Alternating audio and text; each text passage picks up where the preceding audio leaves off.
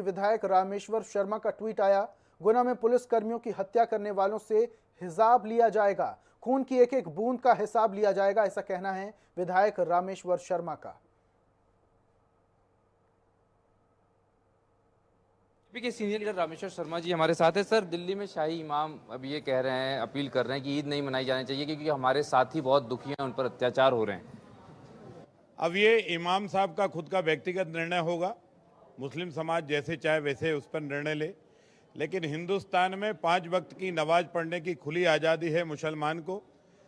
ईद मनाने की, जश्न मनाने की आज़ादी है मुसलमान की। और मुसलमान यहाँ पर वैसे ही रहता है जैसे हिंदू रहता है। और यही भारत का संविधान और यही भारत का प्रजातंत्र है और यही भारत में नरेंद्र मोदी जी की कार्यपद्धति है। हो सकता है इमाम अफगानिस्तान की घटनाओं को लेकर दुखी हों, क्योंकि वहाँ मुसलमानों के साथ जो हुआ है उस पर वो दुख व्यक्त कर रहे हों। हो सकता है पाकिस्तान के अंदर जो मुसलमानों में और मस्जिदों में जो बम विस्फोट हुए हैं उसको लेकर वो दुखी हों। हो सकता है बांग्लादेश के अंदर कोई घटना दुर्घटना हो गई हो, उसको लेकर दुखी हों।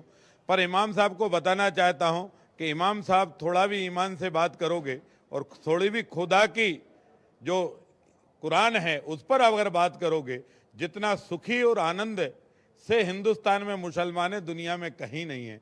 अगर और कहीं हो तो एक बार आप जरा अफगानिस्तान की धरती पर होकर आ जाओ, तब आपको लगेगा कि हिंदुस्तान कितना भला, कितना मुस्कुरान, कितना गले मिलकर, कितने एक दूसरे की तहजीब को अदब से स्वीकार करने वाला देश है, तो वह हिंदुस्तान है। हाँ इमाम साहब, इतना अवश्य ध्यान रखिए, बदतमीजी ये देश किसी की बर्दाश्त नहीं करता।